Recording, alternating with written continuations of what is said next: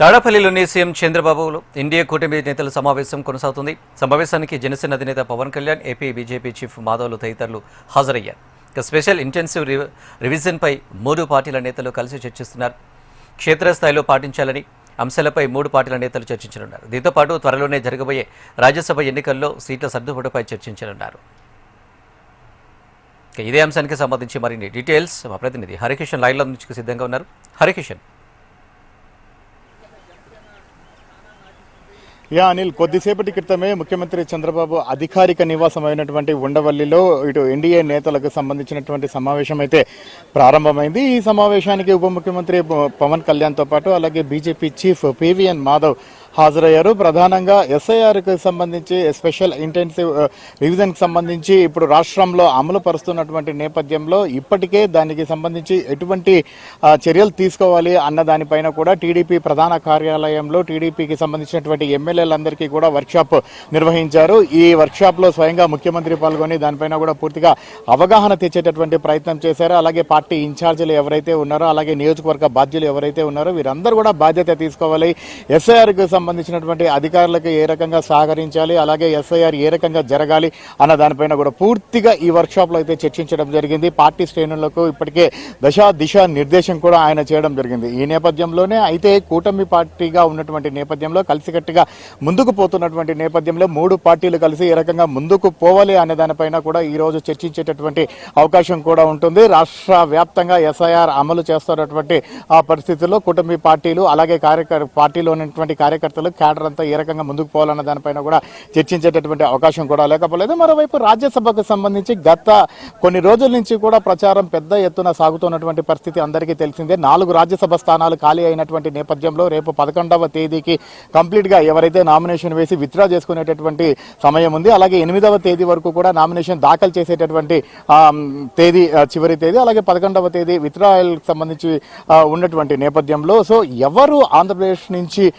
రాజ్యసభకు ఎన్నిక చేస్తారు అన్నటువంటి దానిపైన పెద్ద ఎత్తున చర్చ సాగుతుంది. అలాగే రాజకీయానికి సంబంధించినటువంటి ఎవరైతే నిపుణులు ఉన్నారో వీరందరూ కూడా డిఫరెంట్ గా కూడా ఆలోచిస్తున్నటువంటి పరిస్థితి ఉంది. ఖాళీ అయినటువంటి 4 రాజ్యసభ స్థానాల్లో ఎవరెవరు పోటీ చేస్తారు, ముఖ్యంగా టీడీపీ 2 స్థానాల్లో, అలాగే జనసేన 1, బీజేపీ 1 అన్నటువంటి చర్చ అయితే జోరుగా సాగుతున్నటువంటి నేపథ్యం కనిపిస్తుంది. మరోవైపు టీడీపీ 3 స్థానాల్లో పోటీ చేస్తుంది, అలాగే జనసేన 1 స్థానంలో కూడా పోటీ చేస్తుంది. బీజేపీ ఈసారి పోటీ చేయకపోవచ్చు అన్నటువంటి ప్రచారం కూడా సాగుతుంది. కానీ దీనిపై ఇప్పటి వరకు కూడా అధికారికంగా కూటమి నేతలు కూడా ఎవరు కూడా స్పందించినటువంటి తీరు అయితే ఇప్పటి వరకు కూడా లేదు. మరోవైపు ఈ రోజు దీనికి ఒక తెర పడేటటువంటి అవకాశం ఉంది, ఒక స్పష్టత వచ్చేటటువంటి అవకాశం ఉందని చెప్పేసి కూడా అందరూ భావిస్తున్నటువంటి పరిస్థితి ఉంది. ముఖ్యంగా ఏదైతే 4 రాజ్యసభ స్థానాలకు సంబంధించి ఉందో ఖచ్చితంగా ఇప్పటి వరకు కూడా జనసేన ఏదైతే పోటీ చేసినటువంటి అన్ని స్థానాల్లో కూడా విజయం సాధించింది. 21 స్థానాల్లో కూడా తొలిసారిగా రాజ్యసభలో ప్రాతినిధ్యం వహించేటటువంటి అవకాశాన్ని మాత్రం ఖచ్చితంగా వదులుకునేందుకు సిద్ధంగా లేదు. కాబట్టి 4 స్థానాల్లో 1 జనసేనకు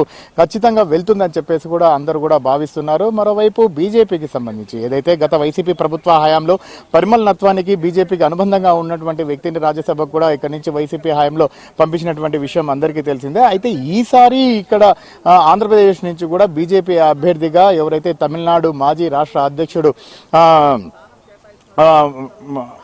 మాజీ అధ్యక్షుడు ఉన్నారో ఆయనను ఎంపిక చేస్తారని చెప్పేసి కూడా అందరు కూడా భావించారు. కానీ చివరి నిమిషంలో ఆయన అన్నామలై ఎవరైతే ఉన్నారో ఆయన విముఖత వ్యక్తం చేసినట్లుగా కూడా ఒక ప్రచారం సాగుతోంది. సో ఈ నేపథ్యంలోనే మరి ఒకవేళ బీజేపీ సీటు తీసుకుంటే ఎవరికి పోటీ అంటే ఎవరిని ఎంపిక చేస్తారన్న దానిపైన కూడా ఒక చర్చ అయితే సాగుతోంది. మరోవైపు టీడీపీకి సంబంధించి ఇప్పటికే ఆశావోహుల సంఖ్య చేంతాడంతా ఉంది. కాబట్టి రాజ్యసభ స్థానాలకు సంబంధించి ఇప్పటికే ఎవరైతే ఆశావోహులు ఉన్నారో వారందరూ కూడా ముఖ్యమంత్రిని కలిసి తమకు అవకాశం ఇవ్వాలని చెప్పేసి కూడా విజ్ఞప్తి చేస్తున్నటువంటి పరిస్థితి కూడా లేకపోలేదు.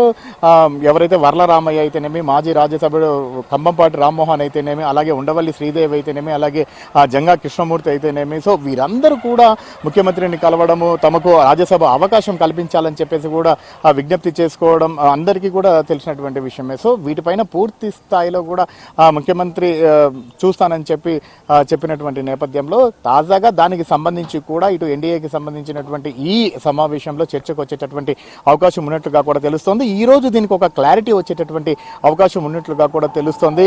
మరోవైపు తెలంగాణలో తాజాగా జరుగుతున్నటువంటి ఏదైతే రాజకీయానికి సంబంధించి కూడా వీరి మధ్య చర్చకు వచ్చేటటువంటి అవకాశం కూడా ఉందన్నట్లు కూడా ఒక ప్రచారం అయితే సాగుతుంది. ప్రధానంగా ఉప ముఖ్యమంత్రి పవన్ కళ్యాణ్ పైన తెలంగాణకు సంబంధించినటువంటి కొందరు నేతలు ఏదైతే వ్యాఖ్యలు చేస్తున్నారో వాటిని పూర్తిగా కూడా అంటే ఎవరైతే జనసేనకు సంబంధించినటువంటి క్యాడర్ తెలంగాణకు సంబంధించి కానివ్వండి, ఆంధ్రప్రదేశ్కు సంబంధించి కానివ్వండి, వారందరూ కూడా బాగా వ్యతిరేకిస్తున్నటువంటి పరిస్థితి కూడా ఉంది. సో ఆ విషయంలో ఎలా ముందుకు వెళ్ళాలి అన్న దానిపైన కూటమి నేతలు అనే దానిపైన కూడా సమావేశంలో చర్చకు వచ్చేటటువంటి అవకాశం ఉందన్నటువంటి ప్రచారం సాగుతుంది. ఏది ఏమైనప్పటికీ ఎన్డీఏకి సంబంధించినటువంటి భాగస్వామ్యుల మధ్య జరిగేటటువంటి ఈ సమావేశంలో ప్రధానంగా ఈరోజు రాజ్యసభకు సంబంధించినటువంటి ఒక క్లారిటీ వచ్చేటటువంటి అవకాశం ఉంది. మరోవైపు ఎస్ఐఆర్కి సంబంధించి ఇటు కూటమి నేతలుగా ముందుకు ఎలా వెళ్ళాలన్న దానిపైన కూడా పూర్తిగా ఒక క్లారిటీ వచ్చేటటువంటి అవకాశం ఉంది.